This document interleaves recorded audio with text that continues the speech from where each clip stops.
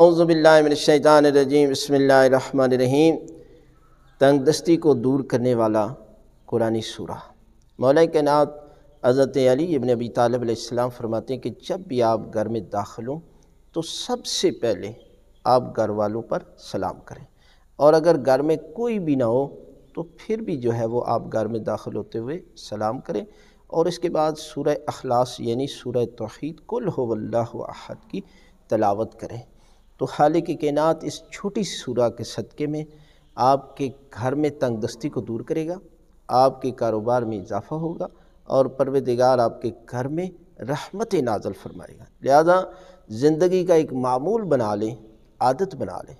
معصوم فرماتے ہیں العادت طبع انسان، عادت انسان کی طبیعت ثانوی اختیار کر لی، یعنی فطرت بن جاتی ہے کہ انسان 40 دن تک کسی کام کو انجام دیتا ہے۔